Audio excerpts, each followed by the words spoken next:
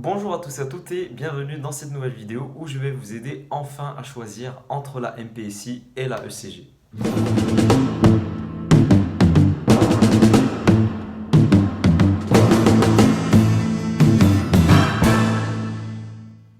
Bon, du coup, je voulais déjà vous remercier pour vos retours sur la dernière vidéo sur Parcoursup où vous avez été nombreux à me donner des retours par rapport à vos affectations.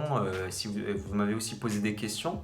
Du coup, par rapport à Parcoursup, cette histoire de liste d'attente, vous vouliez savoir si vous étiez accepté dans telle ou telle prépa. Et globalement, vous aviez l'air satisfait de vos vœux. Certains d'entre vous ont été acceptés dans des très bonnes prépas d'ailleurs.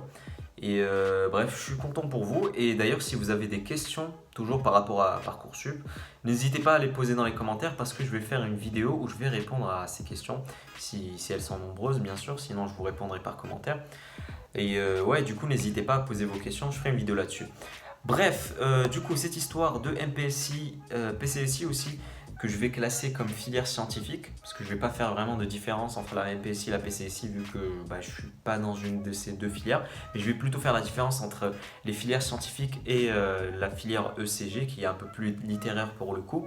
Si vous avez ce choix à faire, ce dilemme à faire, comme ce fut le cas pour moi, c'est que vous ne savez pas vraiment dans quoi vous engager, dans une voie scientifique ou dans une voie littéraire, parce que vous vous sentez bon dans les deux, vous êtes bon en maths, du coup vous pouvez accéder aux deux filières, vous avez eu vos vœux sur Parcoursup, et vous êtes aussi bon en physique, vous êtes bon en histoire, vous avez des bonnes notes, et que du coup, vous savez pas trop quoi faire. Et ouais, vous avez aussi c'est flou par rapport à votre projet professionnel pour la suite. Et moi notamment, je voulais faire entrepreneur et du coup, je ne savais pas est-ce que je m'engageais dans la MPSI, dans la ECS, parce que dans tous les cas, c'est possible de faire dans l'entrepreneuriat dans tous les cas. En ingénieur, ça m'aurait permis peut-être de créer un produit et de lancer ma boîte, mais aussi en école de commerce, ça me permettrait d'acquérir des compétences de chef d'entreprise. Donc ouais, les deux filières, elles permettent, elles ont des débouchés. Et finalement, c'est pas le choix définitif de votre vie parce que dans tous les cas, vous pouvez changer de filière, vous pouvez avoir des doubles diplômes. Il y a des doubles diplômes entre les écoles de commerce et d'ingénierie.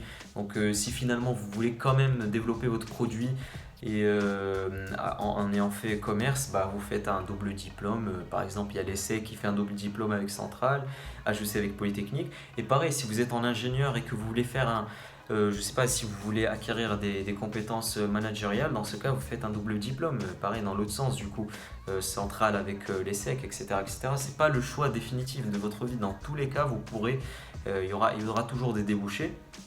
Mais par contre, là où vous devez choisir, là où il va falloir faire un choix, c'est par rapport à ce que vous voulez étudier ces 2 prochaines années. Et là, vous devez vous poser la question, ok, est-ce que ces 2 prochaines années, je me vois faire de l'histoire-géographie ou, je ne sais pas, de l'ESH, de l'économie, ou plutôt de la physique? Ça, c'est vraiment, je pense, la question fondamentale pour trancher entre ces deux questions. Et là, va falloir regarder les programmes. Parce que la physique, du coup, la physique de terminale et la physique de prépa, ça n'a rien à voir. Et pareil pour l'histoire-géographie, c'est beaucoup plus approfondi. Et vous devez vraiment vous poser la question, si vous étiez, par exemple, si vous étiez bon, vraiment bon en physique en terminale, que vous avez un certain, comment dire, pas un attrait pour la matière, mais des prédispositions pour la matière qui vous feraient aborder le programme de prépa. Parce que si vous tryhardez si vous travaillez beaucoup la physique en terminale, que vous aviez 16-17, mais vous savez que c'est vraiment votre maximum, dans ce cas, il ne faut peut-être pas s'engager dans la MPC parce que vraiment, c'est quand même un peu compliqué, hein, la physique en filière scientifique. Surtout que du coup, il y a beaucoup de chimie. Et moi, c'est ce qui m'a fait choisir, c'est que j'ai pris l'histoire-géographie finalement, parce que je trouve que c'est plus léger, ça demande certes des qualités de rédaction, et là, justement, si vous n'avez pas de qualité de rédaction, si vous n'aimez pas rédiger, dans ce cas, go MPSI. Mais moi, je me suis dit du coup, ok, je préfère rédiger, je préfère apprendre des cours et ouais, raisonner par rapport à une problématique, par rapport à un truc, un sujet de géopolitique, que faire de la physique, faire, je sais pas moi, de la chimie organique, ce genre de truc. J'ai choisi du coup l'histoire-géographie et je me suis dit que du coup je pourrais suivre le rythme, alors que si j'avais pris la physique, du coup si j'étais allé en EPSI, Les maths, peut-être que j'y serais parvenu, quoique les maths quand même en MPC c'est plus compliqué. Donc même là aussi, il faut vraiment avoir des prédispositions peut-être pour les maths et pas juste avoir beaucoup travaillé en terminale et avoir, je sais pas moi, à 17, il faut vraiment que vous sentiez que vous avez peut-être une fibre mathématique. Et ouais, du coup, moi j'ai pris la ECS parce que je me suis dit que du coup, l'histoire-géographie, la culture générale, ça me plaisait un peu plus que la physique. J'aime beaucoup la physique, hein. C'est pour ça que j'ai bugué, parce que j'aime beaucoup la physique, je suis passionné de physique. Mais lorsque je me suis posé la question, j'ai vu qu'en terminale, il fallait que je travaille quand même, que je travaille des sujets de physique et tout pour avoir un 17 en physique. Et j'étais cinquième, hein, j'étais pas premier de la classe en physique. Du coup, je me suis dit que non, je vais galérer si je vais en prépa MPC. Alors qu'en histoire-géographie, sans travailler, j'étais bon. Donc, c'est ce qui m'a fait choisir. C'est donc posez-vous la question, qu'est-ce que vous voulez faire ces 2 prochaines années? Et ne tombez pas, s'il vous plaît, ne tombez pas dans le piège de vous dire j'ai été prise dans une meilleure prépa ECG que j'ai été pris dans une prépa MPC, donc je vais aller en ECG.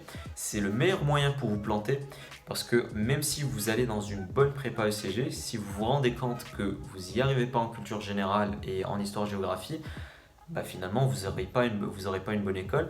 Alors que si vous allez dans une prépa, je ne sais pas, une prépa moyenne par exemple en MPSI, et que vous êtes bon en physique, en maths, tout ça, les langues, bon les langues c'est pareil, c'est commun aux deux filières, bah vous aurez une bonne école.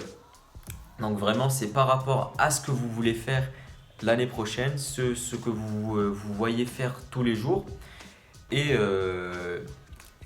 ouais, et pas par rapport à quelle est la meilleure prépa que vous avez eue. Après bien sûr si vous avez vraiment une prépa éclatée en PSI, une bonne prépa en ECG, essayez quand même peut-être de faire l'effort d'aller en ECG, mais si c'est pas vraiment significatif l'écart entre les deux prépas, dans ce cas vraiment posez-vous la question de ce que vous voulez faire.